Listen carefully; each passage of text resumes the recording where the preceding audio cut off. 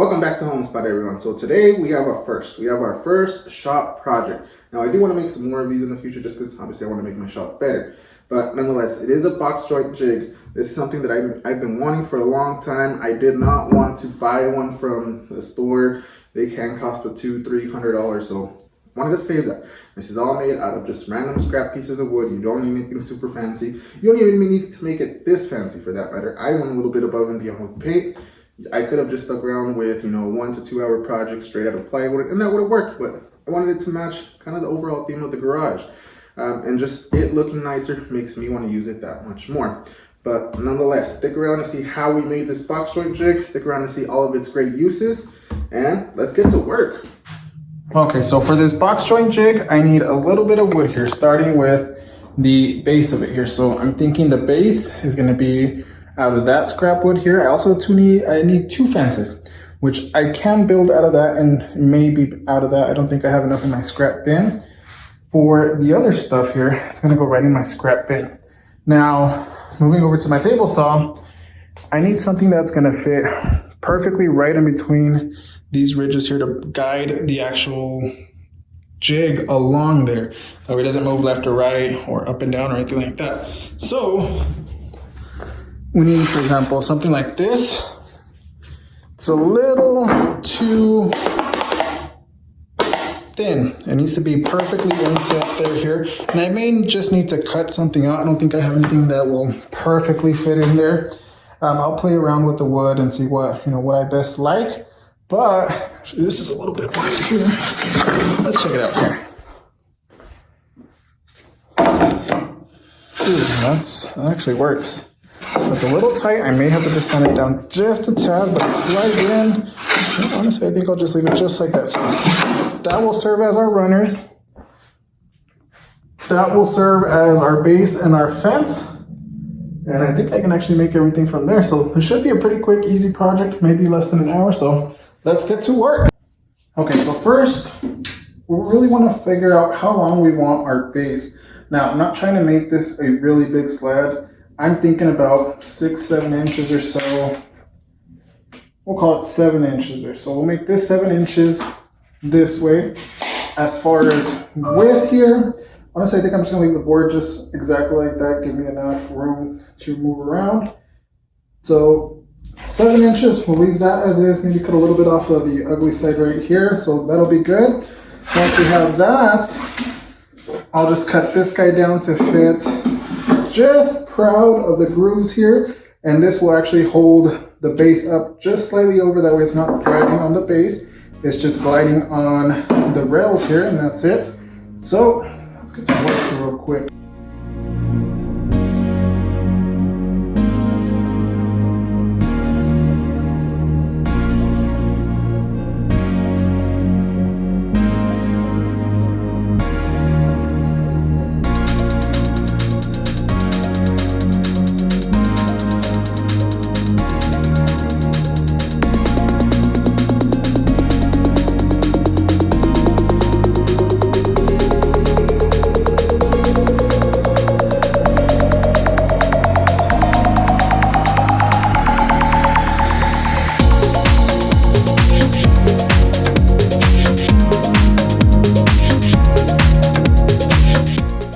Now once I'm done with the base and the runners, I need to move on over to the fence. Now I actually need 2 separate fences. One of them is going to stay mobile. The second one is going to stay fixed onto the actual base itself. And you'll see what I'm talking about here in a second. Okay, and once everything is cut out, we need to move on to attaching the runners to the base itself.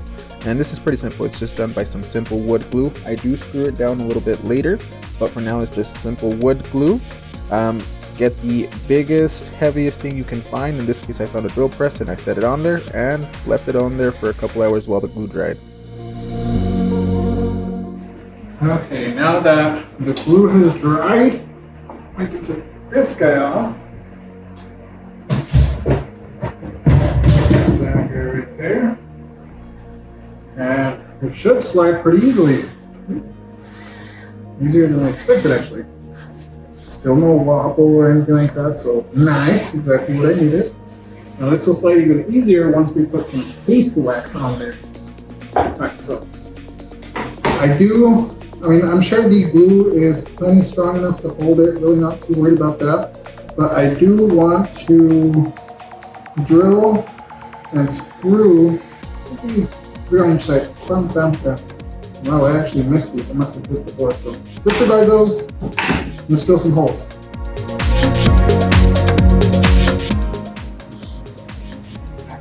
Okay, so now I've already marked out all of the areas where I want to put a screw in here. Now, you probably could get away with not screwing these in, but it never hurts to over-engineer everything.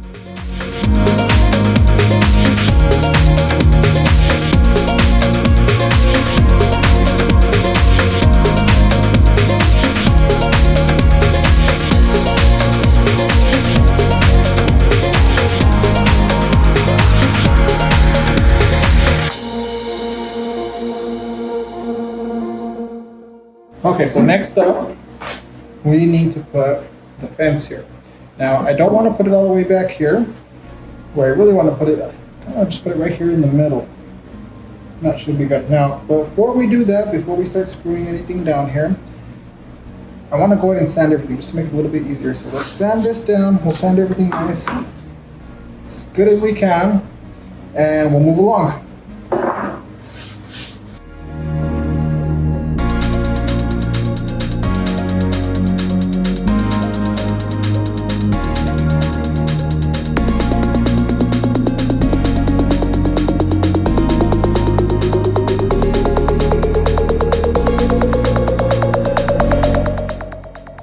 Okay, now that everything's sanded down, I'm gonna put the first fence in here. Now, the fence is a little bit long, so we're gonna cut this little piece off here, just to make it nice and even. Again, just because it's a shop project doesn't mean that we don't want it to look good, so let's make it nice and even. Let's do it right here. So, let's go.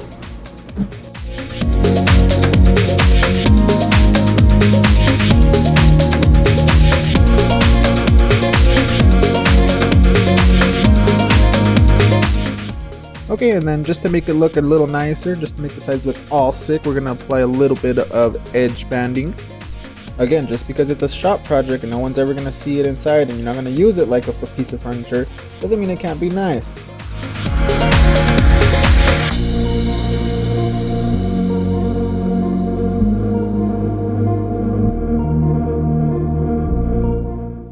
Okay, up next we need to drill some holes to hold the fence. Now these do need to be a little precise, so make sure you take your time, measure them exactly where they're going to go, make sure they're dead center, and if you happen to have a drill press, use a drill press instead of just a regular drill.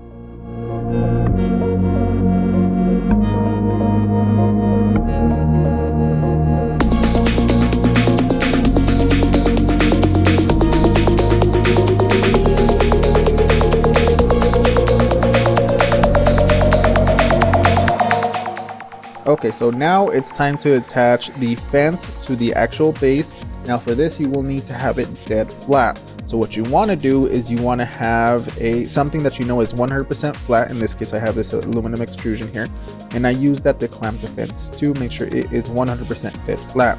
Once I know it's flat, I just simply flip it over, drill, and screw it in, and that's all that's holding it together.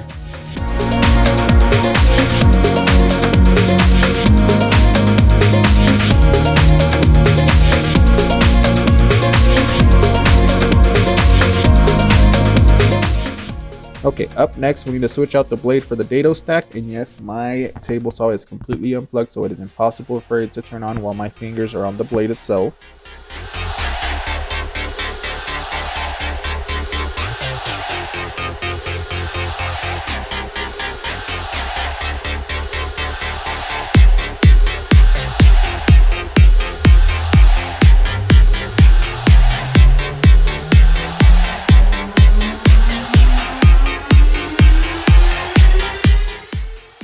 Okay, now to move on over to the most important part of this project, which is the spacing. Now for this spacing, you need 3 blocks that are the exact same width as your dado stack that you just put in there. Now the reason you need 3 of them is because you're going to move the mobile fence exactly 2 dado widths to the right side. In this case, this is your left.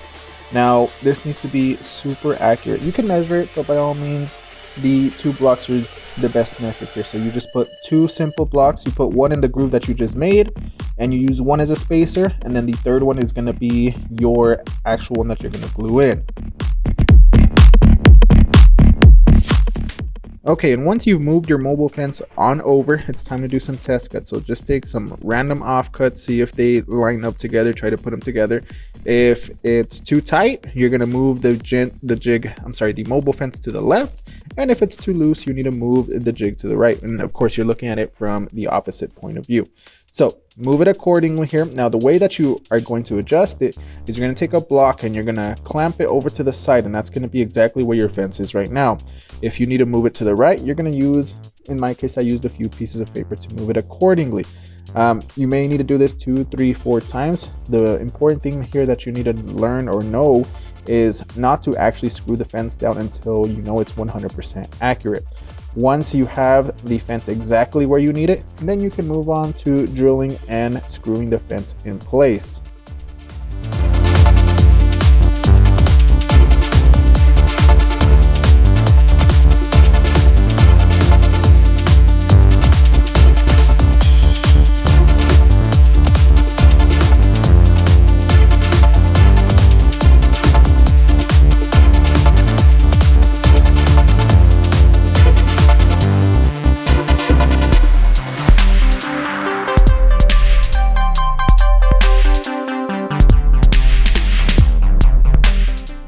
So since I moved the fence over to the right quite a bit, now I have an overhang on this specific piece. So just simply run it through your table saw, make it nice and even. Again, we're just, we're doing aesthetics here. You don't necessarily need to do this, but we're trying to make it nice.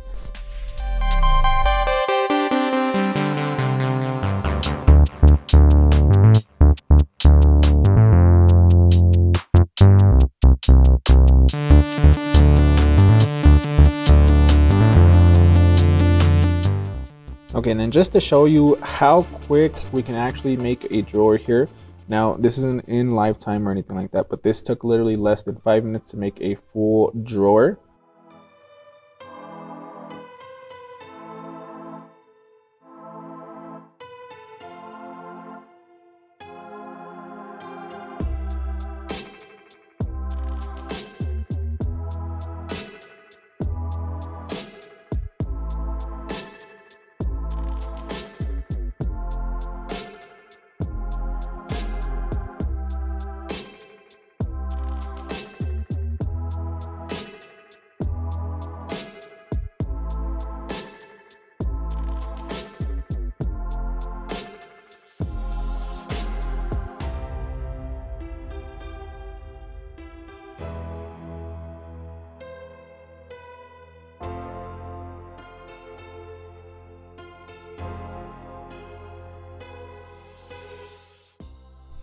Okay, once your alignment is set up and you're happy with the end result, you're happy with the fitment, you're done. This is literally where you could stop right here. I'm going to go ahead and take it a step further. I'm going to go ahead and paint it. Again, we're just working on aesthetics. You don't necessarily need to do this, but I personally want to do this.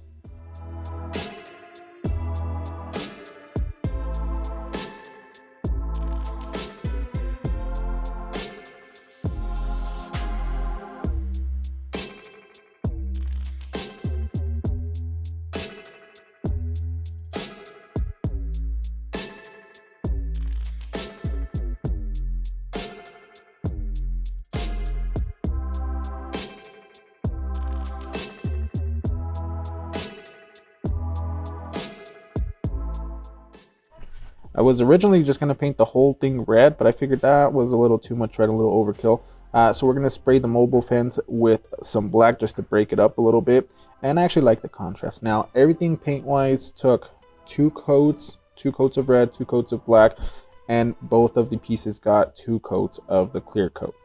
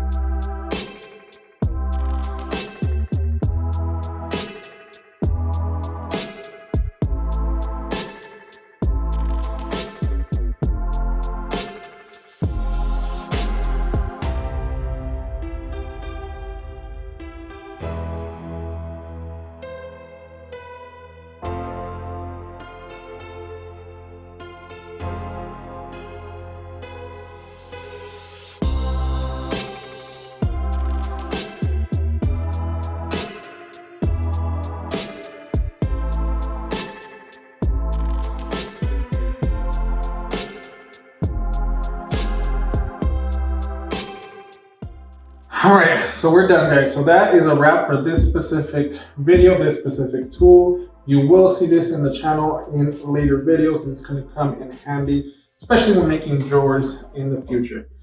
You've seen how fast that drawer, this guy came out right here. So no reason why we can't use it in the future to make our life easier.